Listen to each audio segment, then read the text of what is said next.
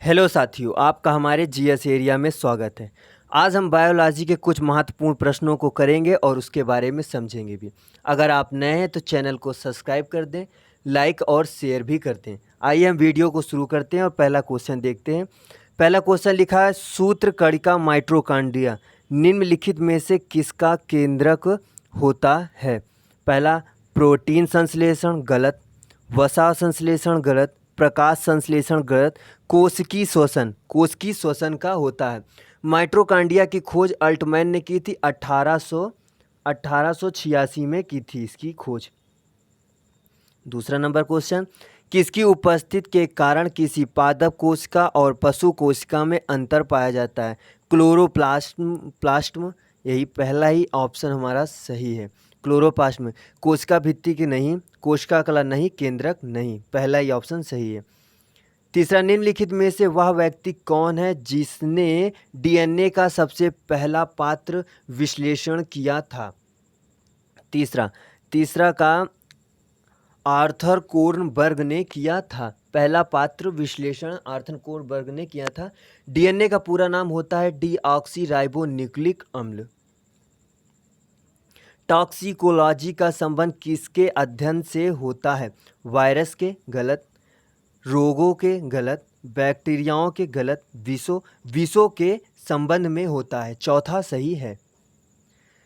कोशिकाओं के अध्ययन से संबंधित जैविकी की शाखा को कहते हैं? जैविकी की शाखा को क्या कहते हैं? साइटोलॉजी कहते हैं। यूकैरियोटिक सेल में प्लाज्मा झिल्ली किससे बनी होती है? छठा का फास्फोलिपिड की बनी होती है। प्लाज्मा झिल्ली जो बनी होती है वो फास्फोलिपिड की बनी होती है। निम्नलिखित में से किसको सेल का पावर प्लांट भी कहा जाता है? सातवां का गोल्गी काय को नहीं, राइबोसोम को नहीं, माइटोकॉन्ड्रिया को कहा जाता है पावर प्लांट को, मतलब सेल का पावर प्लांट माइटोकॉन्ड्रिया को कहा जाता है। निम्नलिखित में वह कौन सा पदार्थ है जिसका उपयोग खाद्य परिरक्षी के रूप में किया जाता है? आठवां का सोडियम बेंजोएट। सोडियम बेंजोएट पहला ही ऑप्शन हमारा सही है।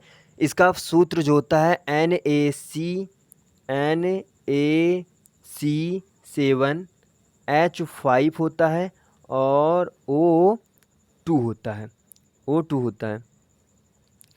सेलुलोज निम्नलिखित में से किसका मुख्य घटक है? नौवां, किसका मुख्य घटक है? कोशिका भित्ति का मुख्य घटक है सेलुलोज। सेलुलोज पौधों को संरचनात्मक शक्ति प्रदान करने में उत्तरदायी होता है। निम्नलिखित में से कौन सी घटना पहले घटी थी? जेम्स डी वाटसन और फ्रांसिस क्रिक ने जीन के डीएनए की संरचना की खोज की थी।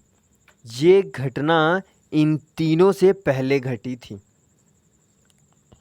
हमें मिलान करना है, इसमें हमें बताना है कि कौन सही है। एक्वाकल्चर जो है मत्स्य से रिलेटेड होता है, फ्लोरिकल्चर फूल से, पुष्प से, और सेरीकल्चर जो है वो रेशम से है, और विटीकल्चर जो है वो अंगूर से है। 12वां नंबर क्वेश्चन, निम्नलिखित में से किसी कोशिका द्रवी कोशिकांग को यूकैरियोटिक कोशिकाओं के भीतर प्रोकैरियोटिक कोशिका माना जाता है?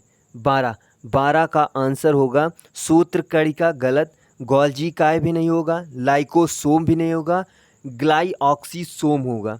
इसका 12 का चौथा आंसर हमारा सही होगा। ग्लाइऑक्सीसोम कोशिका द्रवी कोशिकांग को यूकैरियोटिक कोशिकाओं के भीतर प्रोकैरियोटिक कोशिकाएं माना जाता है। जीवित जीवों का संरचनात्मक और प्रक्रियात्मक एकांक है? 13 का होगा कोशिका, 13 का पहला ही होगा। आनुवांशिक सूचनाओं का मास्टर कॉपी कहा जाता है, किसे कहा जाता है? केंद्रक को नहीं कहा जाता, RNA को भी नहीं कहा जाता, mRNA को भी नहीं कहते, DNA को कहा जाता है। आनुवांशिक सूचनाओं का जो मास्टर कॉपी होता है उसे DNA को कहा जाता है। 15 को प्रतिजन क्या होता है, प्रतिजन क्या होता है हमें ये बताना है।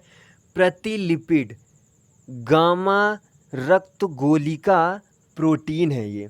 मेरुदंडी प्राणियों के रक्त या अन्य शरीर तरल पदार्थों में पाया जाता है जो होता है ये प्रतिजन। प्रतिजन होता क्या है पहले ये देख लें। प्रतिरक्षी का परिमाण ये नहीं होता है। प्रतिरक्षी में विपरीत ये भी नहीं होता। प्रतिरक्षी निर्माण के लिए उद्दीपन ये 15 का तीसरा सही है। 16 नग्न आँखों से देखे जा सकने वाले कोषाणु का सबसे छोटा आकार क्या होता है। कोषाणु का जो सबसे छोटा आकार होता है जिसे हम नग्न आँखों से देख सकते हैं वो 100 माइक्रोमीटर या 100 माइक्रोन का आकार का होता है। मतलब 16 का आंसर जो सही है वो होगा तीसरा। सेलुलोसी भित्ति किसके सेलों में पाई जाती है। 17 किसके सेलों में पाई जाती है। पशु नहीं, बैक्टीरिया में नहीं, पौधों में पाई जाती है। ये जो 17 का है वो पौधों। सेलुलोसे हरे पौधे और काई शैवाल के रूप में प्राथमिक दीवार का एक महत्वपूर्ण संरचनात्मक घटक होता है। निम्नलिखित में से कौन सा पादप रंजक लाल एवं सुंदूर लाल प्रकाश क्षेत्र में अवशोषित हो जाता है। 18 का कौन सा है। कैरियोटिनाइट नहीं, ये नहीं होता। फाइटोक्रोम ये होगा। पहले का जो है वो दूसरा, ये थोड़ा नंबर यहाँ गलत हो गया, ये दूसरा सही होगा 18 का। 19 का कोशिका किसके कारण स्फीत हो जाती है। कोशिका किसके कारण स्फीत हो जाती है। जीव द्रव कुंचन नहीं, द्रव कुंचन द्वारा नहीं होती। बहिपरासरण ये भी गलत है। अंतःपरासरण 19 का तीसरा सही, अंतःपरासरण के द्वारा। 20 अंतः शोषण की प्रक्रिया में क्या निहित है। अंतः शोषण की प्रक्रिया में क्या निहित है। विसरण नहीं, विसरण निहित नहीं है। अवशोषण निहित होता है। 21 किसमें रखे जाने पर कोशिका का आयतन बढ़ जाता है। किस में रखने जाने पर कोशिका का आयतन बढ़ जाता है। अति परासरण दाबी घोल नहीं। अल्प परासरण दाबी घोल ये भी गलत है। सम परासरण दाबी घोल सही है तीसरा। 21 का तीसरा सही होगा। ऊतकजन किसके बाह्य त्वचा बनती है। 22 का त्वचाजन, 22 का पहला ही सही होगा। पौधों में 3 विभाज्योतिक परतें पाई जाती हैं जो आरंभिक रूप से 3 समूहों में होते हैं जिसे ऊतकलय या उतलय कहते हैं। सबसे ऊपरी परत, यह परत कोशिका का आपतन भागों में बांटती है जिससे बाह्य त्वचा उत्पन्न होती है। पेरिबेलम और परेसोम जो है 2 अन्य उतलय परतें होती हैं। इसलिए ऊतकजन जिनके बाह्य त्वचा बनती है वह त्वचाजन कहलाता है। वृक्क के आकार की द्वार कोशिकाएं किसमें होती है। 23 का किसमें होती है। द्विबीजीय पादपों में, पहला ही सही है 23 का। डंबेलाकार द्वार कोशिकाएं किसमें होती है। मूंगफली में नहीं, चना में नहीं, गेहूं में होती है। डंबेलाकार द्वार कोशिकाएं जो हैं वो गेहूं में होती हैं। 25 का देखिए,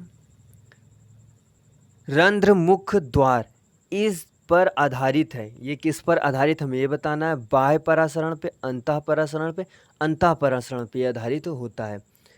पोटेशियम धनात्मक आयन मतलब K+ आयन सिद्धांत के अनुसार रक्षक कोशिका अपने चारों ओर प्रकाश संश्लेषण के कारण एटीपी का एडेनोसिन ट्राइफॉस्फेट ADP का फुल फॉर्म होता है, उत्सर्जित करती है तथा कोशिकाओं के पोटेशियम धनात्मक आयन को अवशोषित करती है, जिससे ये कोशिकाएं हाइपरटोनिक हो जाती हैं।